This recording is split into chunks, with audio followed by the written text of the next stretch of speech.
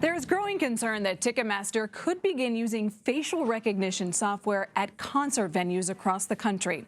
Last year, Ticketmaster invested in a facial recognition startup called Blink Identity.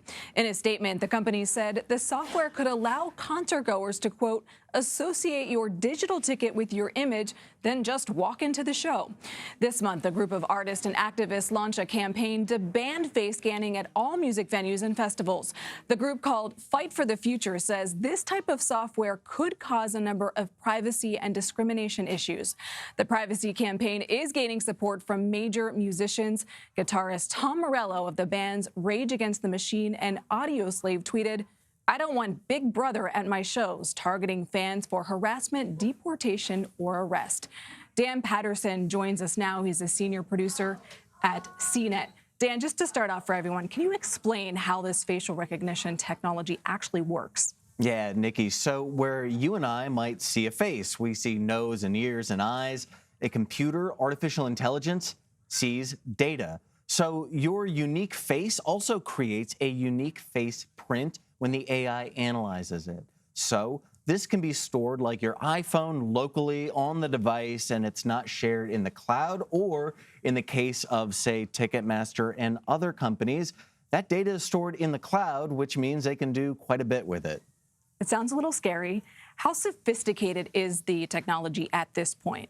Well, let's put it this way. 5 years ago, scanning your thumb was the height of sophistication to get into your phone. Now, almost everyone uses facial recognition to get into your mobile device. Now, again, with the case of the iPhone or certain Samsung devices, that data is processed on the device. And what it does is translate your face print into a unique key that then unlocks the device. When it's stored in the cloud or other places, this data can translate, again, into a unique key, but be used to track you wherever you go, because it doesn't just associate your image with a ticket. It associates your image with all kinds of other data that marketers use to track you across the web. So we're being watched often when we don't realize it. I know there was an incident in China at a concert with 60,000 people where authorities there used the facial recognition in a slightly different way. Yeah, so if you or I look out at a crowd of 60,000 people, it's almost impossible to identify individuals and then track them anywhere. But for a machine, sifting and sorting high volumes of data, that's right in a computer's wheelhouse. So in China, facial recognition data, in addition to at concerts and other events, has been used to identify individuals and then track them at events like, say, protests in Hong Kong. Pretty scary. Let's talk about the activist group Fight for the Future. They claim that this technology could lead to all sorts of data privacy violations and discrimination. What are the potential issues they're talking about specifically? Yeah, so unique data is also uniquely valuable. Let's think of it like oil. This is a metaphor that's been used forever because it's pretty common. So oil in high volume or high scale has incredible value because it can be controlled and sold. Data is the exact same thing. Individual data points have less value because tracking one person is not the same as tracking many people. But when you can combine an individual's data set with the data set of millions of other people, you can recognize patterns. And again, those patterns can be used for things other than just letting you walk into a concert. You know, we see Clear, which does take... Which I love. Right. Convenience. It's super convenient. And that's often the trade, right? We give convenience for our privacy. So we can board an airline using, in Delta's case, just our face. But again, that trade-off comes with some privacy concerns. And we're not really sure what the value of that data is at high scale, other than exceptionally valuable. Have there been artists or venues that have already, like Ticketmaster is thinking of doing, using this technology in some way?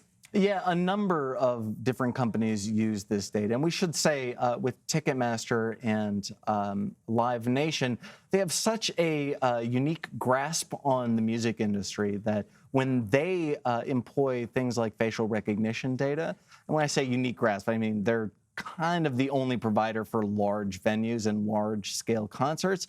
That data kind of gives them a competitive advantage that others don't have. So it's not just that the facial recognition data has value, it's that it has even more value when coupled with a unique asset like the ability to put on shows.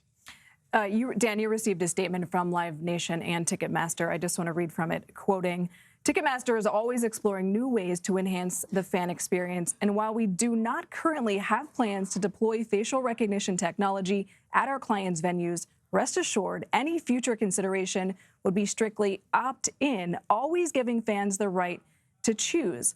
I wondered about this. Ticketmaster says fans can opt in, but don't they have our images from Facebook and other social media that we don't even realize they have access to already, even if we don't opt in? Yeah, well, a number of companies can and do pull images from the social web. So according to Norton Antivirus, more than half of the U.S. population is already in a facial recognition database. Wow. And that statement, so there were some interesting qualifiers in that statement. The word currently is one of my favorites, so that doesn't mean that they can't change their mind in the future. And they said nothing about the sale of that data. In fact, if I were Ticketmaster, I would say, hey, look, we have a valuable property. In addition to selling the tickets, we can also sell the data associated with the tickets. There's so much that we give into for convenience. I'm curious, you're the expert. Would you give your face to get into a concert more quickly? Boy, I try hard to protect my data, Nikki, so hard that I have no Facebook products. Having said that, really interesting. I happily give my data over to Clear so I don't have to wait in line at the airport. So it's always a balance between privacy and convenience. It'll be interesting to see where we are in 5 years. Dan Patterson, thank you. Good to see you.